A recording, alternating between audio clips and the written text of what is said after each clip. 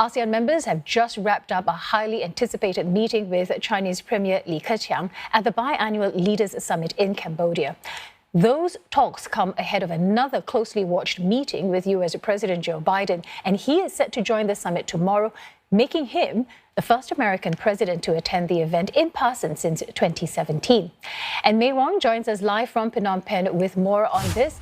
So, the ASEAN-China summit just took place. What can you tell us about that meeting?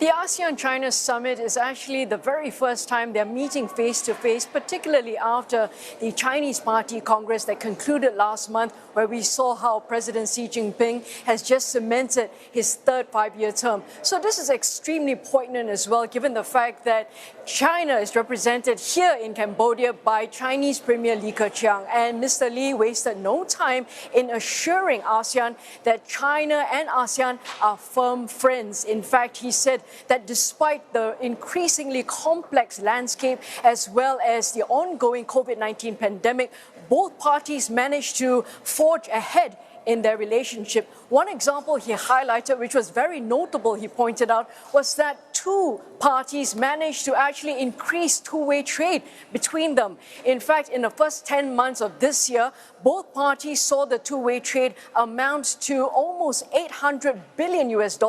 And that, he pointed out, is a 14% year-on-year increase. And so he says that's remarkable given how both parties are undergoing extremely difficult conditions. Another aspect that he talked about was how actually both are actually sharing very harmonious coexistence, particularly in the issue of South China Sea. You know how that particular issue is very thorny, given the fact that China claims almost all of South China Sea, while there are 6 claimant nations, including the likes of Vietnam as well as Philippines, fighting over that territory. And yet, Mr. Li Keqiang mentioned the fact that despite all of this, they are still able to continue to maintain peace, security, as well as stability in the South China Sea. So it only goes to show you that both parties are extremely determined to make sure that this relationship continues on a very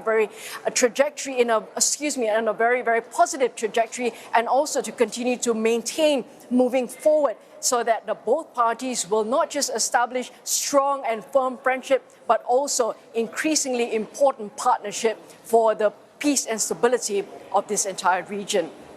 Well, we also know that US President Joe Biden will be having a similar summit with ASEAN members tomorrow. What sort of an approach can we expect from Washington here?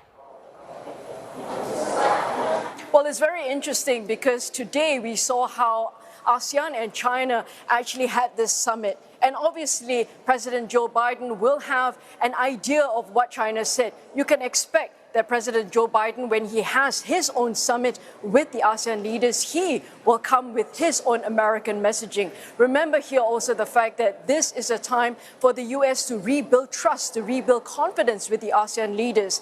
Given the fact that the last US president, President Donald Trump, actually placed ASEAN as a very low priority. He did not attend the ASEAN meetings for 3 consecutive years. This time around, President Joe Biden is making a physical presence because he knows how important this relationship is, and he wants to come back and show the ASEAN leaders that he's here to rebalance this overpowering domination by China as the US sees it. And that's the reason why the US will counter what China has said, very likely to say that you can't let China continue to dominate this entire region.